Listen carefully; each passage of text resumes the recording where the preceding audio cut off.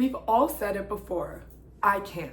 I can't speak in public. I can't find the right person. I can't do that. I'm too busy. I'm too overwhelmed. But what if saying I can't isn't actually about your ability to do it? If you've been feeling stuck, tired, or like nothing really matters, then this video is going to finally help you understand why. Hello, my name is Gracie and welcome back to my channel, or if you're new here, then welcome. I'm on a mission to help women recover and heal from toxic cycles and to grow into the best version of themselves. In this video, we're going to be breaking down the emotional energy scale from one of my favorite books, explore what I can't really means, and show how shifting your state even slightly can help you take the next step. I'll also walk you through 2 real-world examples and at the end offer a journal prompt for you to get started. So let's get straight into the video. Okay, so before we actually dive into what I can't actually means, there's something you need to understand first. And like I mentioned previously, this comes from my favorite book, Letting Go. Highly recommend, not sponsored. Basically, there is a scale of emotions based on the energetic frequency that they emit. These emotions correspond to levels of consciousness, which you will see when we actually talk about the emotions. But even before that, we need to agree, and science agrees with us, that everything on this planet emits energy. Whether it's positive or negative, you can even feel it, like when you meet someone new, you can read their vibes. The vibrations that we emit actually affect our life, and that has to do with the law of manifestation and attraction and all of that, which we won't be getting into in this video, but there's plenty of content out there on it, I'm sure. Or if you'd like me to make videos on that, comment below. Okay, so here is the basic scale of emotions based on their frequencies going from high to low. The first is peace, then there's love, then there's reason, then acceptance, next is willingness, then neutrality, and then courage. And before we continue, courage is actually the tipping point. So courage is where the negative and the positive cross over. So if you start going up, you're on the positive side. If you start going below courage, you're on the negative side. Below courage, there's pride, then anger, then desire, fear, grief, apathy, guilt, and shame, which is the lowest. So let's dive into apathy. Apathy is the energy of I can't. So every time you're saying that, you're operating at that energetic frequency. This energy is characterized by hopelessness, being a drain to others, being immobilized by the feelings of I can't or who cares, and poverty tends to be common for people who operate at this level. So apathy really, it's this feeling of helplessness. It's this feeling that we cannot do anything to help our situation, and no one else can help either. It's associated with thoughts of who cares, what's the use, it's boring anyways, and I can't win. Think Eeyore from Winnie the Pooh. It can even come out as I'm too busy, or I'm too overwhelmed, or I'm too depressed, and so on. Now let's dive into one of the most common applications of apathy. Public speaking. I know I've said before that, oh, I couldn't possibly speak in public in front of a large crowd. It's just too overwhelming. I don't have anything important to say, and nobody wants to hear me anyways. But really, all things aside, regardless of your fears or anything of that nature, you as a human being are technically capable of speaking in front of crowds. Like purely based on ability, you can do that.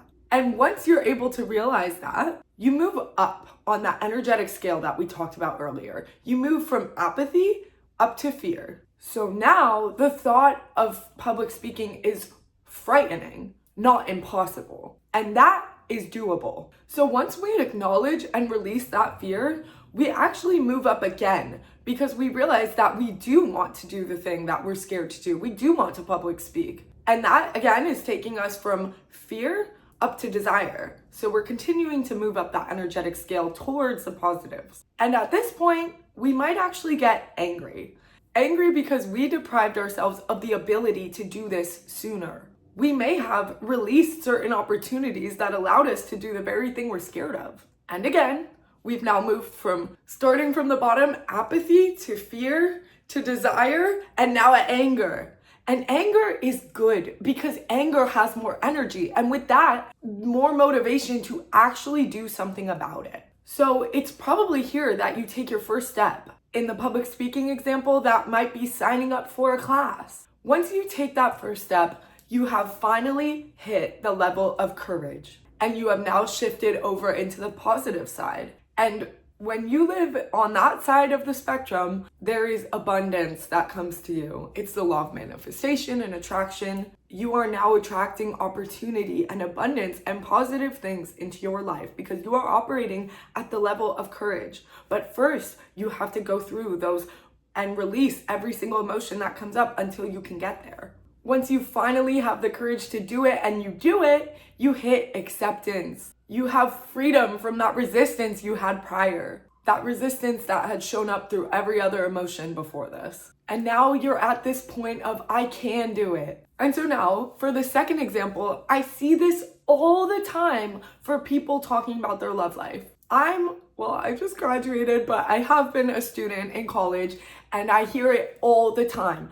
I'm never gonna find a guy here. There's no good guys in this town. All men suck anyways. What's the point? I'm never gonna find anything good. But that is not true. It only takes one person. And I'm sure there is one person in this town, or maybe there's not, but you get what I'm saying. There likely is one person that is good, will treat you well. You are scared. That is the first step, is realizing that in the past you were hurt and now you're scared to do it again because you were hurt, and that's so okay. Like, none of this is to say that how you're feeling is not okay. But once you realize, oh, well, there possibly could be someone, I'm just scared, you can start to face things. You can realize, oh wow, I actually do want to find someone. And at that point, you might get angry because you've let fear rule you for so long, and then you move up again.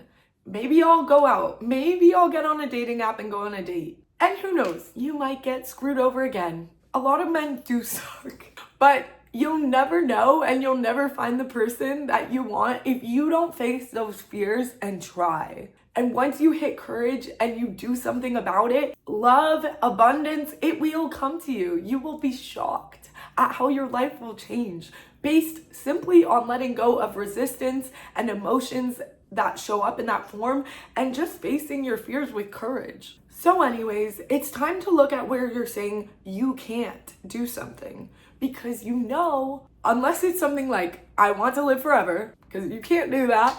If it's not a fact of life and you have the ability to do it, then it's not that you can't. I can't merely means I won't. So it's time to take a critical look at that and figure out where you're saying that. And if you need some help, I made just a short guide with some journal prompts to help you get started on reflecting and figuring out the answer. If you comment below and indicate that you want this guide, I will send you the link. I'd also really appreciate if maybe you shared what it is so that you can help others. Thank you for being here, and I hope you'll choose to stick around. Sending all the love.